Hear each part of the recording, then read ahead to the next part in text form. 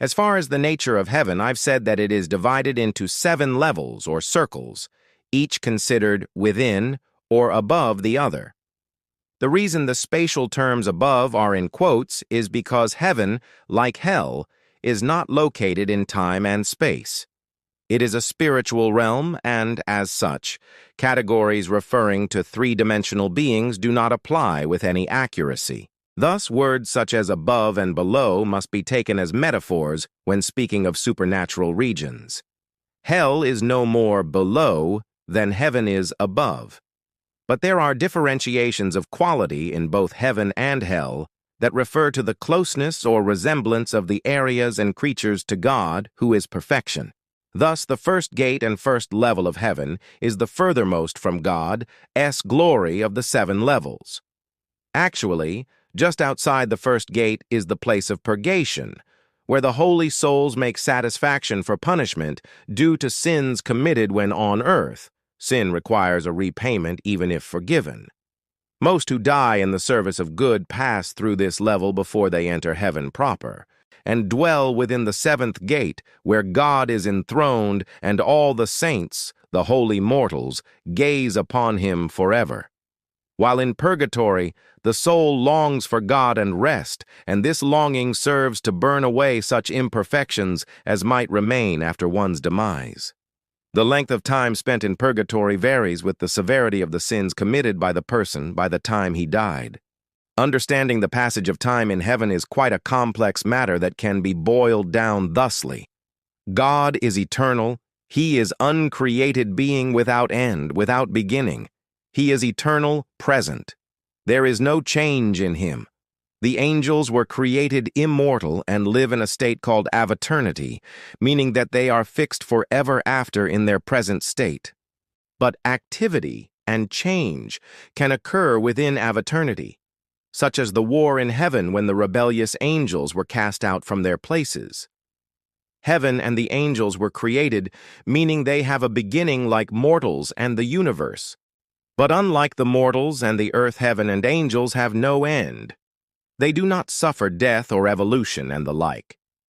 Purgatory seems to share something of the natural universe in that it is affected by the natural category of time, so there is change in the sense of a possibility of movement from imperfection to perfection over the course of years as measurable in human terms. He spent 53 years in purgatory. But the categories of space do not apply in purgatory, for only spirits are held there, not their bodies. Heaven, by comparison, has neither space or time, for perfection once achieved cannot be lost once one resides within the first gate. There can be a beginning in aveternity, but no end. As heaven is neither spatial or temporal, it has no qualities such as odors, shapes, sounds, and so forth. But it can be experienced as if it did by mortals who, through a vision or by mystical means, manage to see it. This is because mortal beings have no capacity to move from the purely spiritual to the purely spiritual. Rather, they first experience physical particulars and then move on to more abstract or intellectual aspects, just as we first experience a triangular-shaped thing before we develop any understanding of triangularity. Similarly, while humans are in the flesh, they cannot experience non-bodily beings as they really are, except through the mediation of symbols or metaphorical illusions. In the same way that we spoke about hell being experienced differently by different types of beings, namely, the manner in which the damned are tormented by demons who themselves are tormented by the sight of heaven, which is quite different from how a merely curious angel or spirit might observe hell. So too it is with heaven. An angel can see it as it is, having no reference point outside of it, whereas a human can only catch glimpses of it, as it were, by degrees, as we suggested earlier. Now, these glimpses would be experienced by humans as if they were actually there, in the same way that when dreaming, we can fly or leap great distances without actually moving our bodies. The difference is that visions of heaven are always true and never merely dreamlike, though they may appear as dreams to those who receive them. Moreover, an angel could not dream of heaven, as it would be no different from its actual experience. But the same cannot be said of the damned who are incapable of seeing heaven at all, except metaphorically, because their vision is darkened by sin and pride and hate. And as such, they can only see heaven in flashes or glimpses or dreams, wherein their own imaginations and the tricks of the enemy play tricks on them.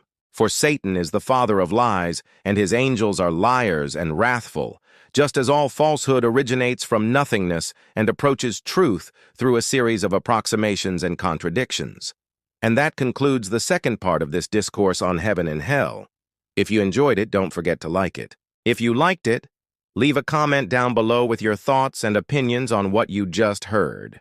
What ideas did you find particularly interesting? How do you think heaven and hell will appear to those who experience them? And what do you believe happens to the human soul after death?